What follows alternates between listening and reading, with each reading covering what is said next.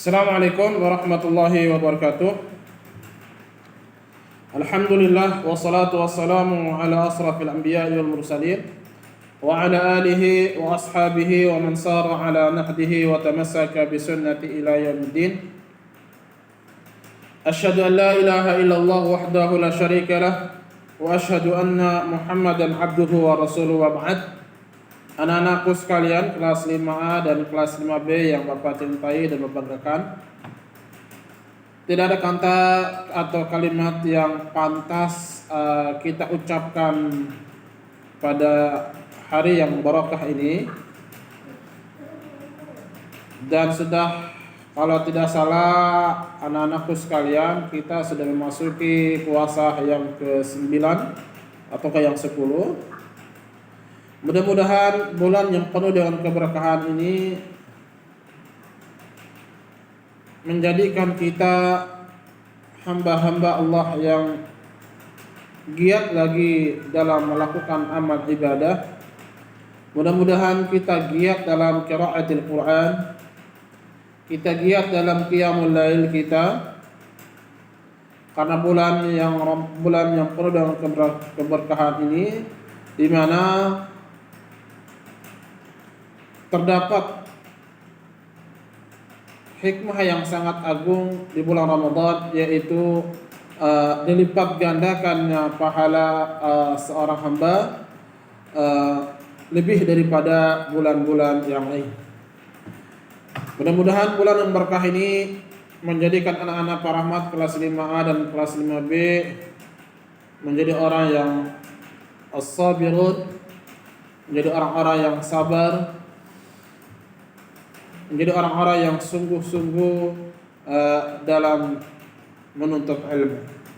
Salawat dan salam begitu juga mudah-mudahan tercurahkan kepada baginda Rasulullah sallallahu alaihi wasallam beserta dengan para keluarga beliau, para sahabat, para tabi'in, tabi'ut tabi'in,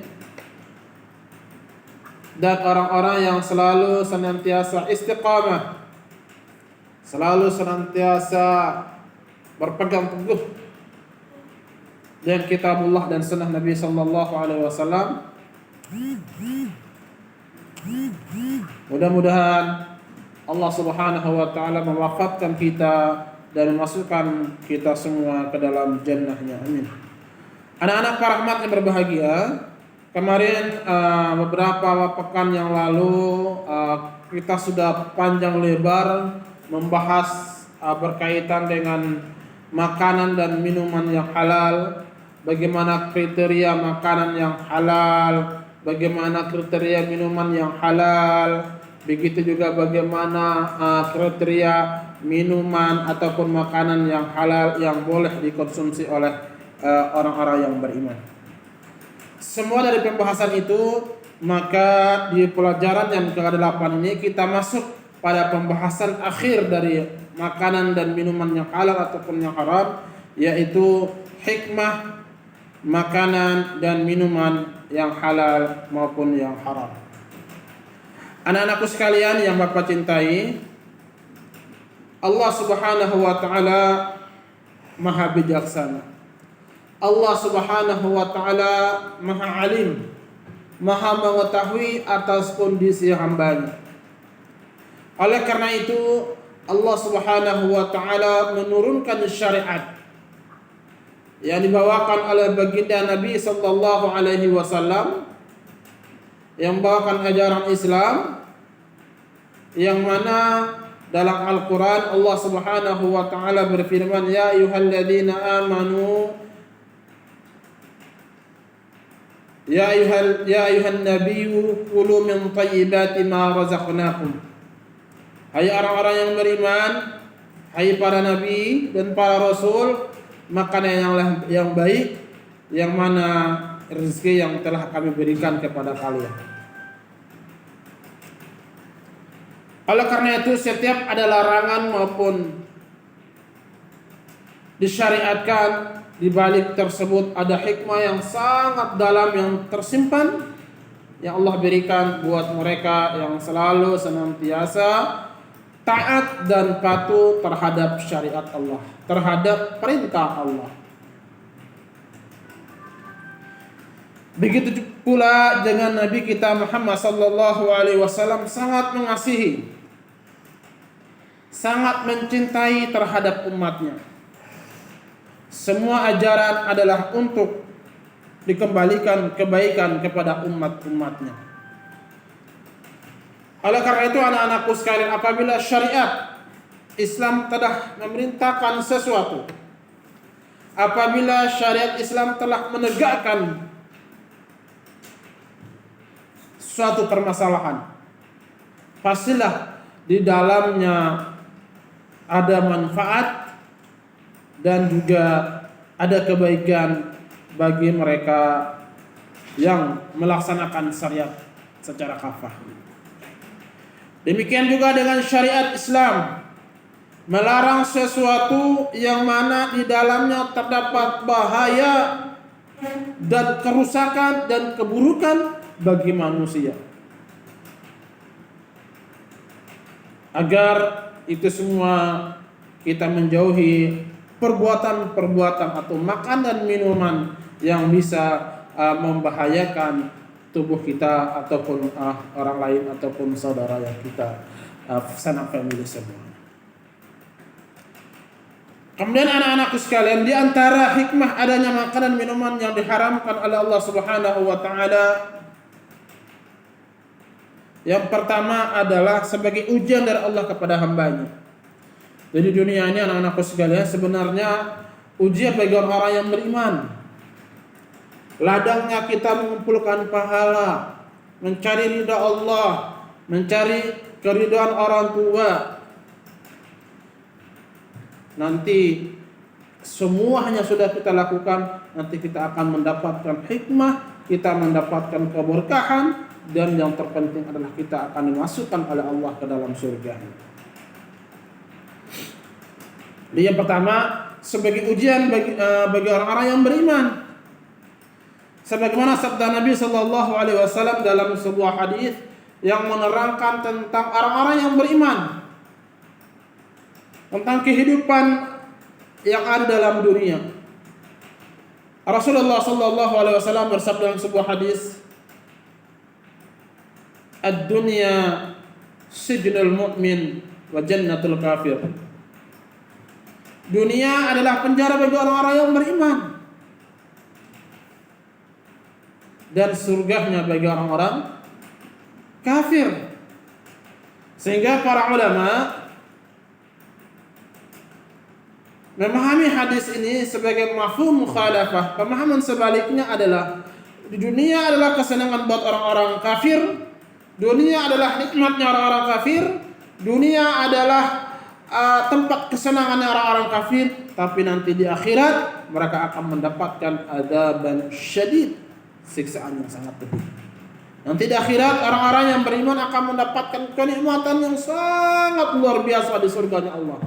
Yang mana kalau kita bicara tentang nikmat surga, tidak bisa pernah terlintas oleh akal kita, tidak pernah terbayang oleh pikiran kita, tidak pernah dilihat oleh mata kita, tidak pernah terdengar oleh lisan kuping kita, saking nikmatnya surga tersebut.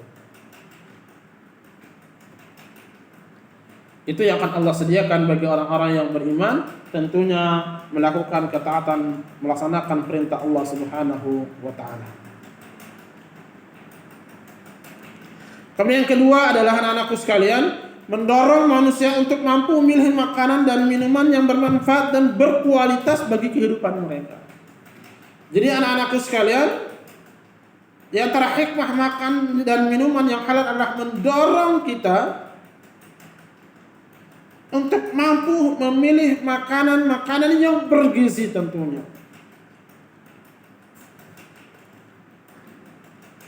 yang berkualitas untuk menumpang kita. Karena makanan tersebut akan membuat kecerdasan disebabkan ada dua. Yang pertama karena udah bawaan ciptaan itu sendiri dari Allah Subhanahu wa taala yang pertama. Yang kedua ada sebab, yaitu pengaruh makan dan minum yang akan buat dia cerdas, menumpang dia untuk semangat dalam ibadah, maka hikmah yang terpenting adalah mendorong kita memilih makanan yang bergizi, tentunya yang berkualitas number one atau yang berkualitas wahid, yang bergizi untuk menumpang kita dalam melaksanakan ketaatan dan ibadah kepada Allah Subhanahu wa taala. Kemudian yang ketiga, mengingatkan manusia untuk berhati-hati serta menjauhi makanan dan minuman yang berbahaya bagi dirinya maupun orang lain, baik untuk dunianya maupun untuk akhiratnya. Jadi hikmah di antara makanan dan minuman adalah, anak-anakku sekalian, kita diperintahkan untuk berhati-hati dalam memilih makanan dan minuman, dan makanan dan minuman tersebut berbahaya ataukah tidak bagi kehidupan kita di dunia dan juga di alam akhirat. Maka anak-anakku sekalian, salah satu hikmah makanan yang halal dan baik adalah dikabulkannya doa. Ya, dikabulkannya doa. Dalam hadis Arba'in Nawawi dijelaskan ada seorang pemuda yang sedang safar, ya, badannya kumal, ya, penuh dengan debu. Padahal kalau kita tahu tempat doa orang yang langsung diijabah oleh Allah Subhanahu wa taala orang-orang musafir. Tetapi anak-anakku sekalian, pakaian yang dipakai haram, wa malbasuhu haram. Pakaian, minuman, semua yang dipakai adalah haram. Ketika dia berdoa, maka doanya tidak diterima atau ditolak oleh Allah Subhanahu wa taala. Bahkan anak-anakku sekalian,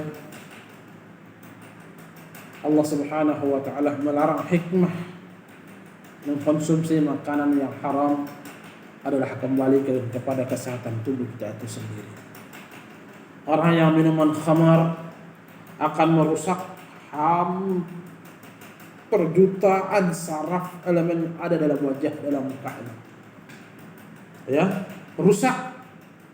Dan bisa orang yang mengkonsumsi minuman haram bisa sering dikonsumsi akan merusak pandangan matanya, akan merusak matanya dan berubah menjadi buta. Waliyahulillah. Orang yang mengkonsumsi rokok, mengisap rokok, akan merusak dirinya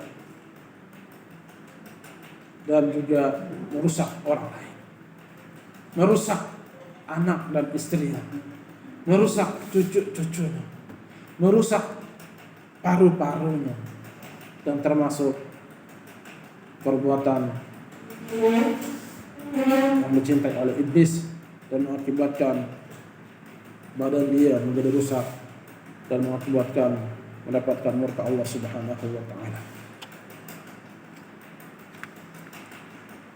Kemudian anak-anakku sekalian, Bapak mengambil hikmah yang lain, yaitu yang pertama adalah menyehatkan jasmani atau tubuh seseorang dari akibat mengkonsumsi makanan atau minuman yang halal. Kemudian mencegah dia berbagai macam penyakit, seperti orang-orang yang minum khamar, mengisap rokok, kemudian makan makanan yang haram, seperti B2, kemudian kalbun, itu akan merusak tubuh. Kemudian ketiga, dia akan orang yang hikmah mengonsumsi makanan yang halal adalah dia terhindar dari resiko parasit-parasit yang mana dapat membahayakan tubuh apabila dikonsumsi, seperti B2 yang mana dalam penelitian terdapat dalam daging itu adalah cacing pita. Apabila dikonsumsi maka akan merusak tubuh kita bagi orang yang mengkonsumsi daging tersebut. Kemudian yang keempat, dia akan mendapatkan dari Allah Subhanahu wa taala. Dan terakhir, dia akan mendapatkan keberkahan baik di dunia maupun di akhirat. Sekian saja pembahasan kita ini. Insyaallah hari Kamis pekan berikutnya kita masuk pada pembahasan hewan sembelihan.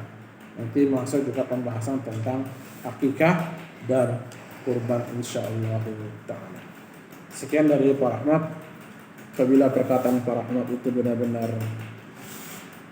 sahih, maka itulah datang dari Allah Subhanahu wa taala.